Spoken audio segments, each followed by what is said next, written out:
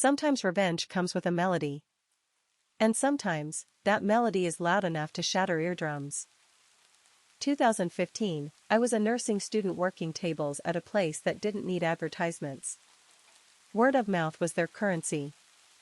No flashy ads. No gimmicks. Just reputation. In a place like that, every interaction mattered. Every story spread. We had this older server. First night flying solo. Sweet guy, but you could see the panic behind his eyes every time someone raised their hand. Then they walked in. 620-somethings with that particular brand of entitlement that makes servers' stomachs drop. He came to me, confused. They want something not on our menu, but she says we have the ingredients. Says the other location makes it all the time. But what happened next changed everything. Every single time. He brought one thing, she needed something else. Like she was testing how far she could push before he broke. I became his emotional support animal. But knowing he was twice my age made it worse for him. Pride has a price. They stayed past closing. Alone in their corner section. The stage was set, though none of us knew it yet. Then he told me the truth. She was a trainer from another location. He was, quote, the worst waiter she had ever seen. No wonder he was a wreck. Multiple birthdays in the group, she announced. Free cakes all around.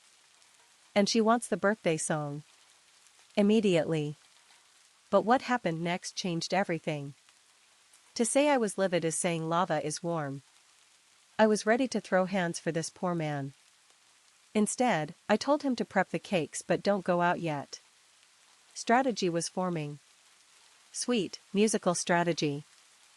I gave the boss a quick rundown of the table's antics. Remember our word-of-mouth restaurant? Yeah, boss was not having an employee acting so cruelly. This wasn't just about one night. Reputation was everything. And she was destroying theirs with every cruel word. I asked permission for what I wanted to do. He smiled and gave permission as he grabbed those employee numbers for a boss-to-boss phone call. But what happened next changed everything. I ran to every employee I could grab. Dishwashers, servers, even the closing crew. I gave them the fastest explanation and the plan.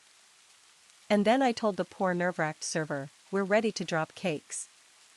The crowd that arrived at that corner table was honestly the largest we had ever had for a birthday song. And probably ever would. And oh, did we sing. As loud as possible. In that corner, bouncing off the walls, an excruciatingly long song. Their smiles dropped. Hands covered ears. Beautiful. Their self-satisfied grins vanished instantly. Hands shot up to cover ears as they jumped from the acoustic assault bouncing off that corner. I know it hurt my ears too. And that pain? It still makes me smile to this day, a decade later. But while we'd been gathering our choir of justice, our boss was in his office making phone calls. Her restaurant manager needed to know. She didn't get her stacked employee discounts. She didn't get any discount at all. Which any trainer would have known wasn't allowed anyway. I watched her take the phone at the host desk. Watched her start to cry, try to make excuses.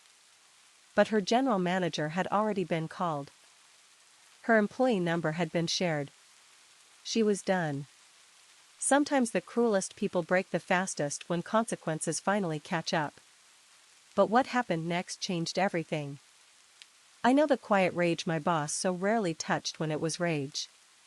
I almost would have given up that screaming song to hear those phone calls. Almost. Because sometimes the sweetest justice comes not from behind closed doors, but from an entire restaurant staff singing happy birthday as loud as humanly possible.